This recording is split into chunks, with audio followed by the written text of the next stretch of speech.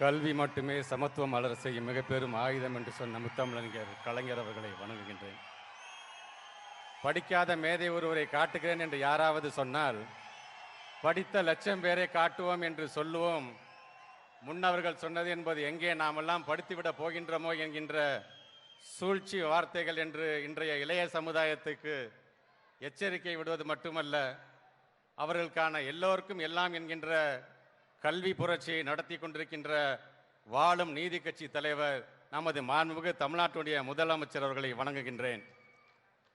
பல பேர் வாழ்க்கையை ஏற்றிய முத்தமிழர் கலைஞருடைய வாரிசு இன்றைக்கு கொடியேற்றி இந்த மாநாட்டில் கலந்து கொண்டிருக்கின்றார். அவருக்கும் என்னுடைய வணக்கங்கள்.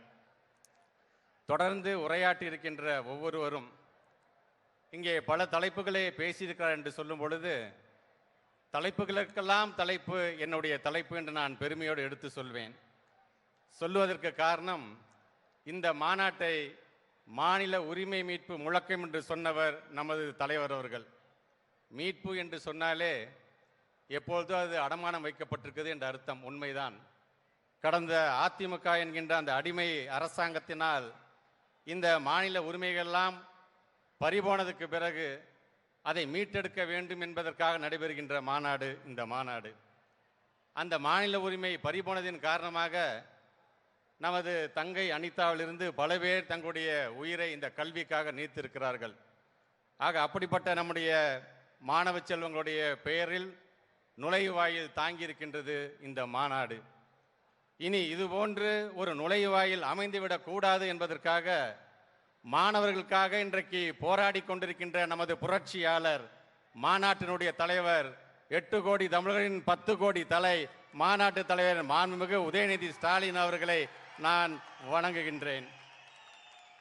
எனக்கு கொடுக்கப்பட்டிருக்கின்ற தலைப்பு என்பது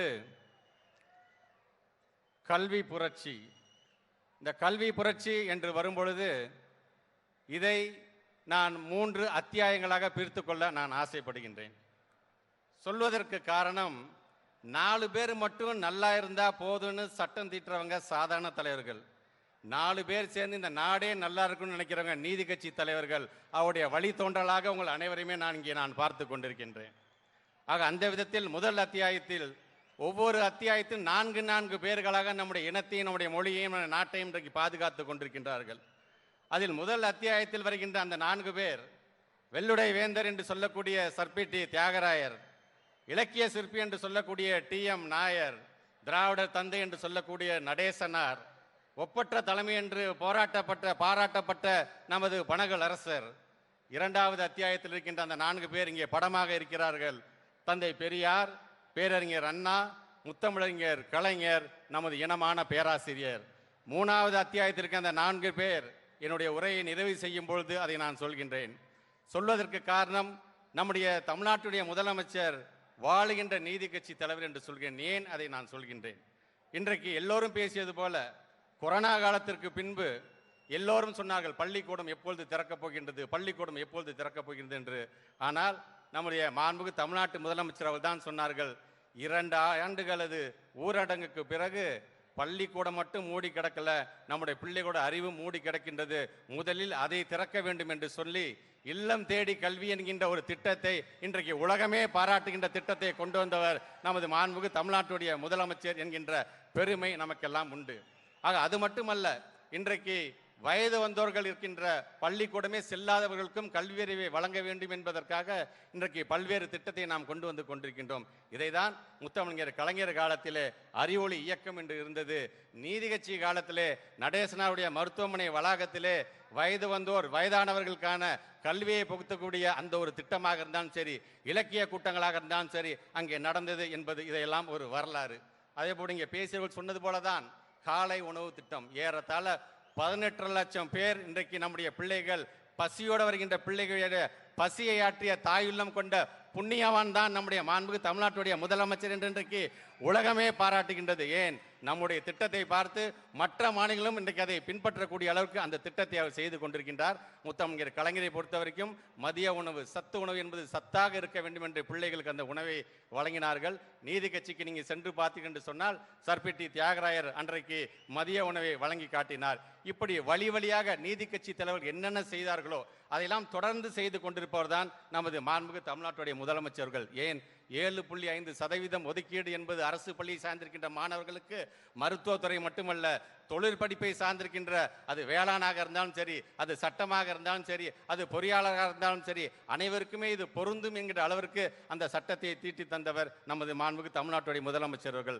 இதைதான் முத்தமிழர் கலைஞர் அவர்கள் இங்கே பேசி அனைவரும் அந்த இடஒதுக்கீடை பற்றி பேசினார்கள். இன்றைக்கு இருக்கின்ற ஒன்றிய அரசாங்கத்தில் இருக்கின்றவர்களாம் நான் இந்த சாதியை சார்ந்தவருக்கு இந்த பொறுப்பு கொடுத்துருக்கேன், இந்த சாதியை சார்ந்த இவருக்கு இந்த பொறுப்பு கொடுத்துருக்கேன்னு சொல்றாங்க. நீ ஒருத்தருக்கு பொறுப்பு கொடுத்து இப்படி பேசுற, அந்த ஒட்டுமொத்த சமுதாயத்துக்கும் இடஒதுக்கீடு தந்தவர் எங்களுடைய முத்தமிழர் கலைஞர் என்கின்ற பெருமை எங்களுக்கு என்றைக்குமே உண்டு. இது நீதி கட்சி காலம் சென்று பார்த்தீங்கன்னா கம்யூனல் ஜிஓ 613 அப்படிங்கிறத முதல்ல இன்னைக்கு நம்ம ரிசர்வேஷன் பேசுறோம், இடஒதுக்கீடுன்னு பேசுறோம். ஆனா இதுக்கெல்லாம் அடித்தளம் அமைத்தது எங்கே என்று சொன்னால் நீதி கட்சி காலத்திலே இதற்கான அடிக்கல் அங்கே நாட்டப்பட்டு இருக்கின்றது. இது மட்டுமல்லாமல் இன்றைக்கு உயர்கல்வி நிறுவனங்களில் பிரீமியம் இன்ஸ்டிடியூஷனில் சேரக்கூடிய பிள்ளைகளோட எண்ணிக்கையாக இருந்தாலும் சரி, நான் முதல்வன் திட்டமாக இருந்தாலும் சரி, புதுமை பெண்ணாக இருந்தாலும் சரி, இன்றைக்கு இதெல்லாம் சேர்ந்து இன்றைக்கு உயர்கல்வியில் சேரக்கூடிய அளவு கிராஸ் என்ரோல்மெண்ட் ரேஷியோ என்று சொல்கிறோமே 51.4% அதிகமாக இருக்கின்றது. ஒன்றிய அரசு இப்போதான் சொல்றான் 2030 நம்ம 50 தாண்ட வேண்டுங்கிறான். நாங்க தாண்டி 2 வருஷம் ஆச்சு அப்படிங்கிற பெருமை என்னைக்குமே நமக்கு உண்டு. இதை சொல்வதற்கு காரணம் இதற்கென்று நம்முடைய முத்தமிழர் கலைஞர் செய்தது. 69 அவர் முதலமைச்சராக வந்தபோது ஒட்டுமொத்தமாக தமிழ்நாட்டிலே இருந்தது 2 அரசு சார்ந்திருக்கின்ற 2 கல்லூரிகள் தான். ஆனால் 69 76 வரைக்கும் நம்முடைய முத்தமிழர் கலைஞருடைய ஆட்சி காலத்தில் தான் ஏறத்தாழ 68 கல்லூரிகள் வந்தது என்று சொல்லும் பொழுது இன்னைக்கு இருக்கிற கிராஸ் என்ரோல்மெண்ட் ரேஷியோக்கு அன்றைக்கே அடித்தளமிட்டவர் முத்தமிழர் கலைஞர் அவர்கள். அப்படியே கொஞ்சம் பின்னோக்கி போய் பாருங்க, நீங்க நீதி கட்சி காலத்தில் இது மாதிரி எல்லாருமே எல்லாராலையும் படிக்க முடியாது, எல்லா வகுப்பை சார்ந்தவங்களும் கல்லூரியில் போய் படிக்க முடியாது, ஏன்னா கல்லூரியோட எண்ணிக்கை ரொம்ப ரொம்ப கம்மி. ஆனால் அன்றைக்கு மெட்ராஸ் யூனிவர்சிட்டி ஆக்ட் 1923 என்கிற ஆக்ட் மூலமாகத்தான் மதராஸ் மாகாணத்தில் இருக்கின்ற பல்வேறு பகுதிகளிலும் கல்லூரிகளில் புதிதாக தொடங்க வேண்டும், பல்கலைக்கழகங்கள் தொடங்க வேண்டும் என்ற ஆக்டை அன்னைக்கு நீதி கட்சிக்காரங்களை கொண்டு வராங்க. மறந்துடாதீங்க, நமக்கான பல்வேறு திராவிட இயக்கத்தினுடைய தலைவர்களை தந்த அண்ணாமலை பல்கலைக்கழகம் வருவதற்கு காரணமாக இருந்தது மெட்ராஸ் யூனிவர்சிட்டி ஆக்ட் 1923 என்கின்ற இந்த பெருமை. இப்படி நீதி கட்சி காலத்திலிருந்து தொடர்ந்து அதே போன்று 7.5% நம்முடைய மாணவர்களுக்கு சொல்லும் பொழுது ஏதோ சதவீதத்தோட நிறுத்திவிடவில்லை. 7.5% நீ கல்லூரியில் சேர போறியா, கவலைப்படாத, கல்வி கட்டணத்தை அரசாங்கம் நாங்களே பார்த்துக்கிறோம், விடுதி கட்டணமா கவலைப்படாத, அதையும் நாங்களே பார்த்துக்கிறோம், பேருந்து கட்டணமா கவலைப்படாத, அதையும் நாங்களே பார்த்துக்கிறோம், கவுன்சிலிங் கலந்தாய்வுக்கு தனியாக ஒரு கட்டணம் இருக்கின்றதா, கவலைப்படாத, அதையும் நானே பார்த்துக்கிறேன் என்று சொல்லக்கூடிய ஒரு தாயுள்ளம் கொண்ட முதலமைச்சரை இன்றைக்கு இந்த தமிழ்நாடு பெற்றிருக்கின்றது என்கின்ற பெருமை என்றைக்குமே நமக்கு உண்டு. இதே தான் நம்முடைய முத்தமிழர் கலைஞர் காலத்துக்கு போய் பார்த்தீங்கன்னா பியூசி வரைக்கும் உங்களுக்கு இலவச கல்வியா தைரியமா படிங்க என்று சொன்னார்கள். அது மட்டுமல்ல, தாழ்த்தப்பட்ட சமுதாயத்தை சார்ந்தவனா 10ஆம் வகுப்பு தேர்வுக்கு உனக்கு கட்டணம் ஃப்ரீ, நீ போய் எழுது அப்படின்னு சொன்னதாக இருந்தாலும் சரி, தமிழ் வழியிலேயே கல்வி படிச்சா கவலைப்படாத, அரசு உத்தியோகத்தில் உனக்கு 20% உனக்கு நான் தரேன் என்று தந்தவர் முத்தமிழர் கலைஞர் அவர்கள். ஆக இதே போன்றுதான் அதே போன்று நீதி கட்சி காலத்திலிருந்து இப்படி தொடர்ந்து நம்முடைய இனத்தை, நம்முடைய மொழியை இன்றைக்கு தூக்கி பிடிக்கக்கூடிய ஒரு இயக்கமாக நீதி கட்சியிலிருந்து இன்றைக்கு திராவிட முன்னேற்ற கழகம் வரைக்கும் நாம் வந்திருக்கிறதுக்கு என்று சொன்னால் அதுதான் நாம் இருக்கின்ற இந்த இயக்கத்தில் நாம் இருக்கின்றோம் என்கின்ற அந்த பெருமை. அது மட்டுமல்ல, இன்னைக்கு NEP பத்தி பேசுறோம், நியூ எஜுகேஷன் பாலிசி. என்ன பண்றாங்க, இருமொழி கொள்கைக்கு வேட்டு வைக்க பார்க்குறாங்க. பிள்ளைங்களுக்கு எப்படி ராஜாஜி காலத்து அந்த குலக்கல்வி என்று கொண்டு வர முடியும், கொண்டு வர போகிறோம், ஒரு உத்தேசம் இருக்குது என்று சொன்னும் பொழுது தந்தை பெரியார், பேரறிஞர் அண்ணா, முத்தமிழர் கலைஞர் இவங்கெல்லாம் சேர்ந்து ஒரு ஆர்ப்பாட்டம் செஞ்சதுக்கு அதை எப்படி கைவிட்டார்களோ அதே போன்ற ஒரு வழியில் தான் இன்றைக்கு NEP என்கின்ற வகையில் அதையும் கொண்டு வருவதற்கான அந்த பணியில் அவங்க ஈடுபட்டு இருக்காங்க. ஆக அன்றைக்கு எப்படி நம்ம நீதி கட்சி தலைவர்கள் இதெல்லாம் எதிர்த்தார்களோ, எப்படி நம்முடைய முத்தமிழர் கலைஞர் அதை எதிர்த்தாரோ, இன்றைக்கும் நம்முடைய தமிழ்நாட்டுடைய முதலமைச்சர் அவர்கள் எங்களுடைய ஸ்டேட் எஜுகேஷன் பாலிசி இருக்கு, என் பிள்ளைக்கு என்னுடைய பண்பாட்டு இருக்கு, என் கலாச்சாரத்துக்கு என்ன கல்வி கொடுக்கணும் அது எங்களுக்கு தெரியும், நீ எனக்கு சொல்லாத என்று சொல்லக்கூடிய ஒரு முதலமைச்சரை இன்றைக்கு நம்முடைய தமிழ்நாடு பெற்றிருக்கின்றது. இன்னும் இது போன்று தொடர்ந்து 7.5% 7.5 கோடி ரூபாய் நிலத்தை தந்திருக்கின்ற பூர்ண அம்மாள் வரைக்கும் இன்றைக்கு கொண்டாட கூடிய ஒரு தமிழ்நாடு அரசு தான் நம்முடைய அரசு என்கின்ற பெருமை நம் ஒவ்வொருவருக்குமே உண்டு.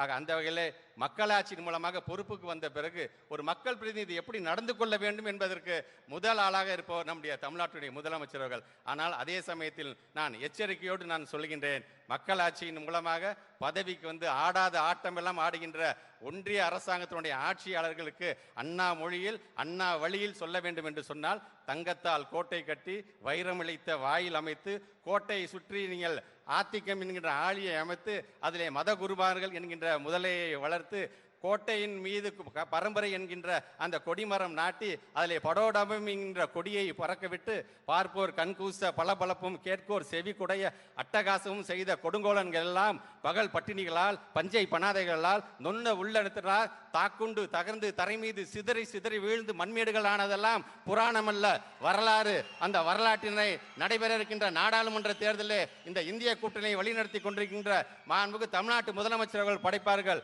எங்களுடைய இயக்க தலைவர் அவர்களே, இந்திய கூட்டணி நீங்க யாரை கை காட்டுகிறீங்களோ அவங்க தான் அடுத்த முதல்வருங்கிறாங்க. ஆனா இன்னைக்கு ஒட்டுமொத்த இந்தியாவும் தலைவரே நம்பர் 1 முதலமைச்சர் அவர்களே உங்களை நீட்டி கை நாட்டுகிறது. அப்படி வாய்ப்பு வந்தால் தயவு செய்து தட்ட வேண்டாம், அதையும் ஒரு கை பார்ப்போம். ஒட்டுமொத்த உலக அரங்கில் நம்முடைய இந்தியாவை முதல் இடத்துக்கு கொண்டு வருவதற்கு நாம் போராடுவோம்.